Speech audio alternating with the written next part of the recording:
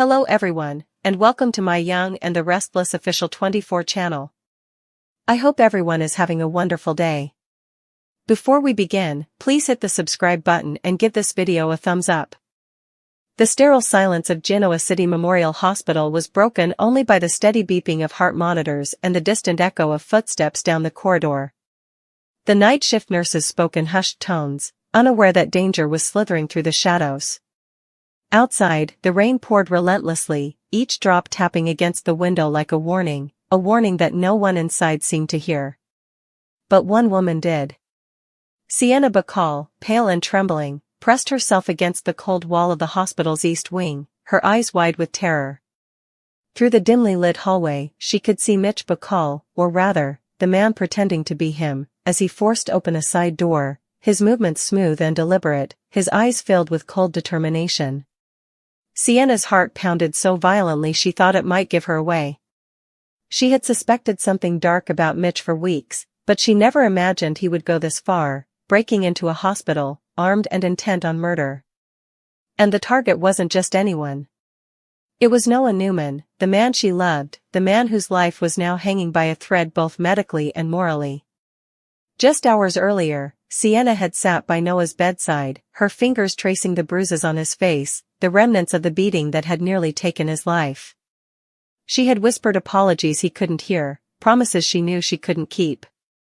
The guilt was suffocating. Everything that had happened, the lies, the betrayal, the affair, had spiraled into chaos far beyond her control. And now, as she watched Mitch move like a ghost through the hospital's back entrance, she realized this nightmare was far from over. Mitch wasn't here to visit. He was here to finish what he started, to make sure Noah never opened his eyes again.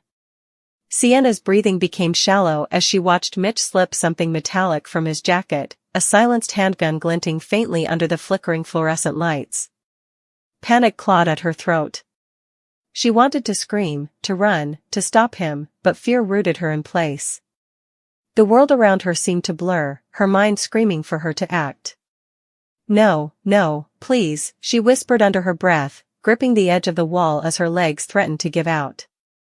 Mitch's every movement was methodical, precise. He knew the hospital layout, knew when the security rounds shifted. This wasn't a spontaneous act of rage, it was premeditated. He had planned this, perhaps for days, maybe even longer. Sienna's mind raced back to earlier that evening. Mitch had called her, his voice chillingly calm. "You shouldn't go back there," he warned her. "Noah's a mistake that needs to be erased." At the time, she'd dismissed it as another one of his jealous threats. But now, as she watched him pull a small keycard from his pocket, one he must have stolen, and swipe it at the restricted ICU access door, she realized how far gone he truly was. This wasn't jealousy anymore. This was madness. Inside the ICU, Noah lay unconscious, hooked up to machines that beeped rhythmically. His breathing was shallow but steady, his bandages still fresh from surgery.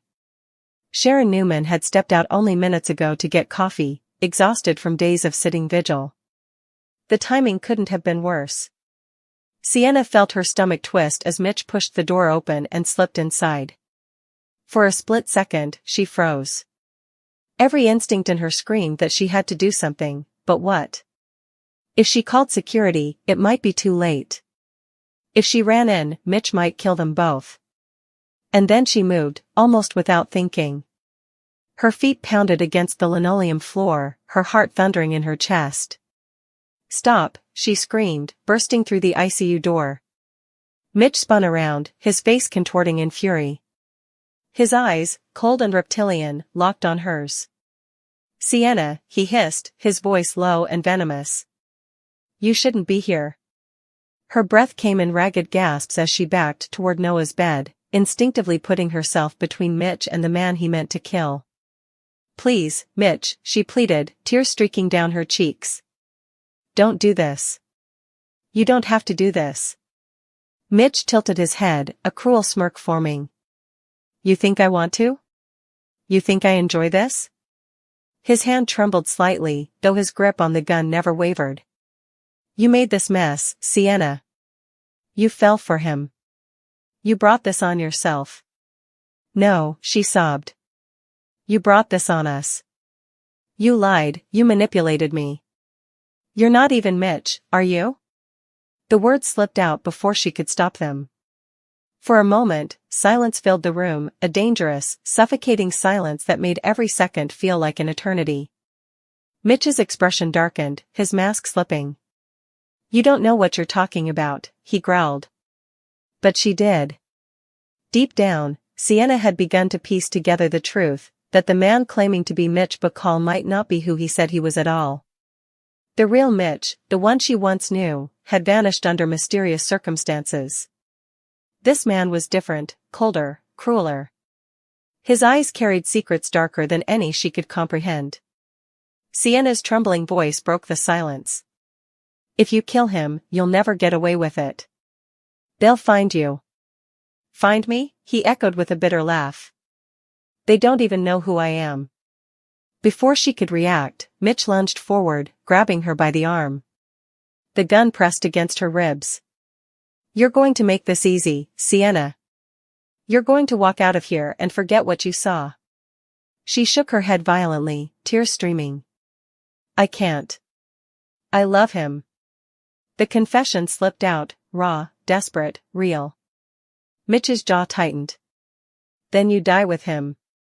Everything happened at once. Sienna screamed, twisting out of his grip. The gun went off, the silenced shot barely audible but deafening to her ears. The bullet missed her by inches, hitting the wall behind her. Chaos erupted. Alarms blared as nurses rushed toward the ICU. Mitch's face twisted in fury, his plan was unraveling fast.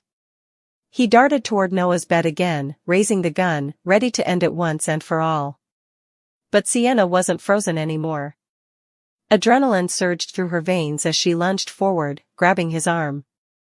The two struggled violently, the gun slipping from his grasp and skidding across the floor. Mitch shoved her hard, sending her crashing into the heart monitor, which toppled to the ground with a loud crash. The noise drew attention from the hallway, security guards were shouting, footsteps pounding closer. Mitch turned toward the window, realizing he was out of time. I should have done this days ago, he snarled, glaring down at Noah one last time. He doesn't deserve to live.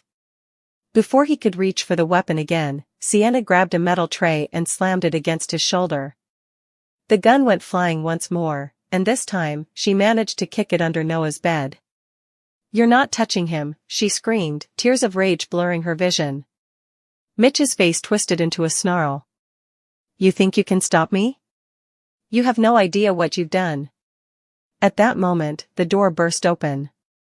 Hospital security stormed in, shouting commands. Mitch spun, his eyes darting between the guards and Sienna. Then, in one swift motion, he bolted toward the window, smashing it open. Rain and wind held into the room as he climbed onto the ledge. For a second, Sienna thought he might shoot again, but instead, he turned to her with a chilling smile. You can't protect him forever, he said before leaping out into the storm. The guards rushed to the window, shouting into their radios, but Mitch was gone, swallowed by the night. Sienna stood trembling, her body shaking uncontrollably as she sank to her knees beside Noah's bed. The room was chaos, alarms ringing, glass everywhere, the scent of gunpowder lingering in the air. But somehow, Noah was still alive. Barely. Sharon burst into the room seconds later, coffee cup slipping from her hand as she took in the scene.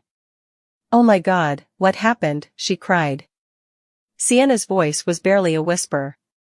He tried to kill him. Within minutes, the hospital was on lockdown. Police swarmed the building, taking statements, collecting evidence, searching every corridor for the mysterious intruder who had somehow evaded every camera and guard. But Sienna knew, Mitch wasn't gone. He would come back. He always did. As the chaos settled, Sienna sat beside Noah's bed, her hand trembling as she took his. His face was pale, his chest rising and falling weakly. You're safe now, she whispered, her voice breaking. I won't let him hurt you again. But even as she said it, a part of her knew it was a lie. Mitch wasn't just some jealous ex or scorned lover. He was something far worse, a man without a true identity, capable of vanishing and reappearing like a ghost. The hospital attack was just the beginning. Hours later, as dawn broke over Genoa City, the rain finally stopped. The police tape around the hospital glistened in the morning light. Sienna sat in the waiting room, wrapped in a blanket, her mind replaying every second of what she'd seen. Detective Chance Chancellor approached her with a grim look. "We've got forensics checking the ICU, but he's gone," he said quietly. "Whoever this guy is, he knows what he's doing." "You said he called himself Mitch Bacall?" Sienna nodded numbly. "That's what he wants people to think." Chance frowned. "What do you mean?" She looked up at him, her voice barely above a whisper. "Because the real Mitch Bacall might already be dead." The detective's expression hardened as the gravity of her words sank in. Outside, the city stirred to life, unaware that a killer was still roaming free. Inside the hospital, Noah's monitors continued to beep softly, marking each fragile heartbeat, a reminder that his life was hanging by a thread, and the woman who loved him had just declared war to keep him alive. But as Sienna sat there, her hands trembling and her eyes fixed on the ICU door, she couldn't shake one chilling thought: Mitch had promised to finish what he started.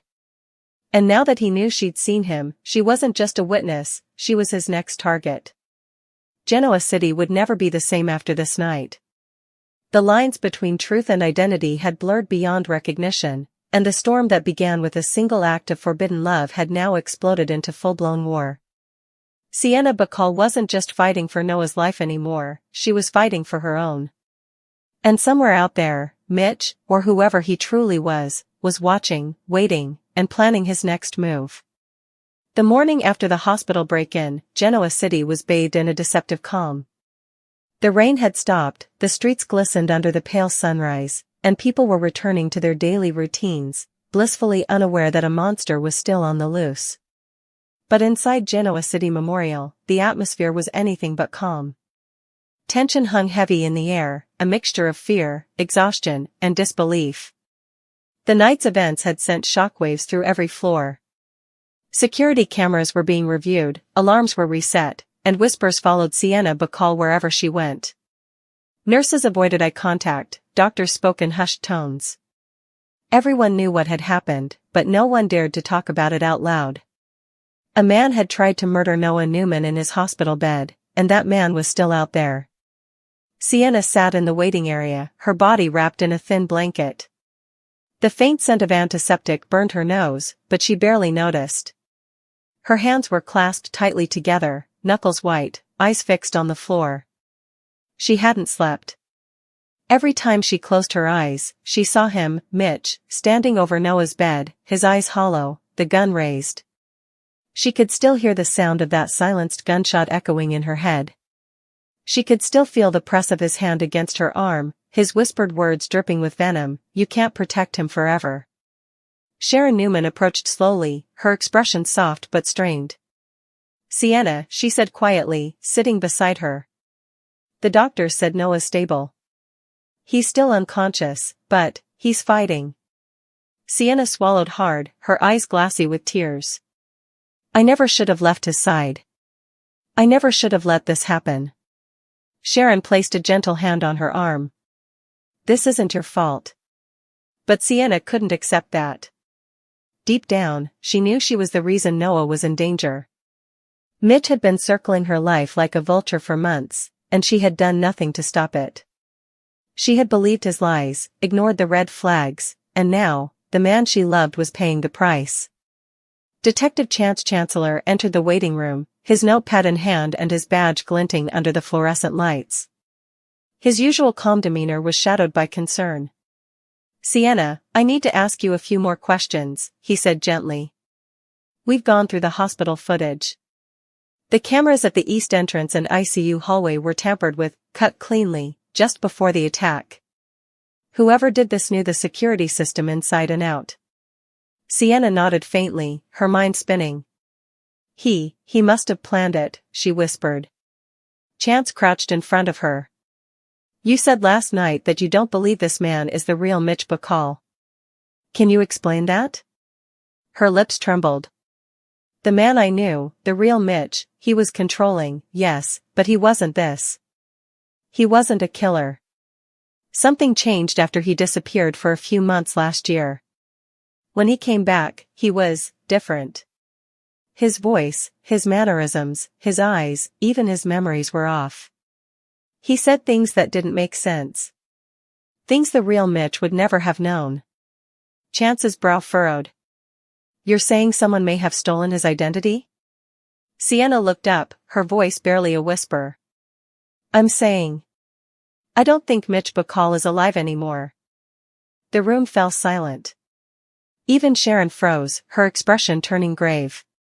Chance took a slow breath, jotting something down. All right, he said carefully. We'll open a secondary investigation into Mitch Bacall's identity. If there's even a chance someone's impersonating him, we need to know who, and why. Sienna nodded, her chest tight. She didn't know where to begin, but she knew one thing for certain, the man who broke into the hospital wasn't just after Noah. He was after her. That evening, after being questioned for hours and signing endless reports, Sienna slipped back into Noah's room. The lights were dim, the machines humming quietly. She sat beside his bed, taking his hand gently in hers. His skin was cool, but his heartbeat was steady beneath her fingertips. You're safe now, she whispered again, though the words tasted hollow. I won't let him near you again. As she spoke, she noticed something strange, a folded piece of paper on the bedside table. It hadn't been there earlier.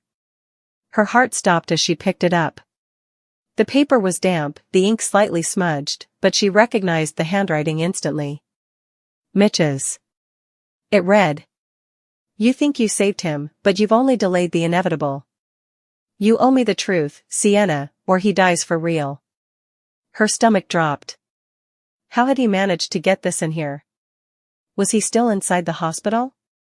Panic surged through her veins as she darted to the hallway, calling for security. But by the time they arrived, the corridors were empty, the security footage inconclusive. Once again, Mitch had vanished like smoke. Meanwhile, back at the Genoa City Police Department, Chance sat at his desk, reviewing case files and forensic reports. Every lead seemed to hit a dead end. The fingerprints found in the ICU didn't match any official record. The bloodstain found near the broken window wasn't in any database. Whoever this man was, he had erased himself completely. Nick Newman entered the station, his expression grim. Chance, he said sharply. Tell me what's going on. Sharon called, she said someone tried to kill my son last night. Chance sighed. We're doing everything we can, Nick. The suspect was skilled, almost military-level precision. He bypassed security, disabled cameras, and left no trace behind. We think this might go deeper than just personal revenge. Nick's jaw tightened. I want this guy found. I don't care what it takes. Chance hesitated. There's something else you should know. Sienna believes the man calling himself Mitch Bacall isn't who he says he is. She thinks the real Mitch might already be dead. Nick blinked in disbelief. You're telling me someone killed Mitch and took his place? It's possible, Chance said. We're running DNA tests from the blood sample we found. If the results don't match Mitch's records, we'll know for sure. Nick raked a hand through his hair, frustration boiling over. First, this guy messes with my son's life. Then he tries to kill him? Not on my watch. You tell Sienna I'm going to find this psycho myself if I have to. Back at the hospital, Sienna was spiraling. She hadn't eaten, hadn't slept. Every sound made her flinch. The note was now sealed in an evidence bag, but its words echoed in her mind over and over. You owe me the truth, Sienna. What truth? What could he possibly mean? She had already confessed everything to Noah before the accident, or so she thought. But there was something she hadn't told anyone. A secret that tied her to Mitch more deeply than anyone realized.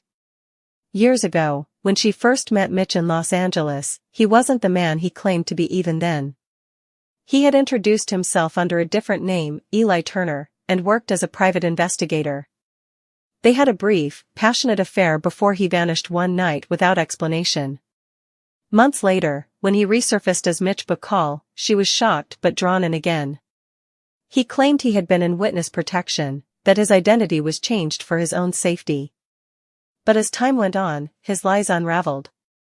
By the time she realized the depth of his deception, it was too late, she was trapped. That truth he wanted might be connected to something far more sinister than an affair. There had been whispers, names, transactions, even stolen documents. Mitch, or whoever he was, had been involved in something criminal long before Noah entered the picture. And now, whatever secret he'd been hiding was threatening to resurface. Sienna's heart pounded as she reached into her purse, pulling out her phone.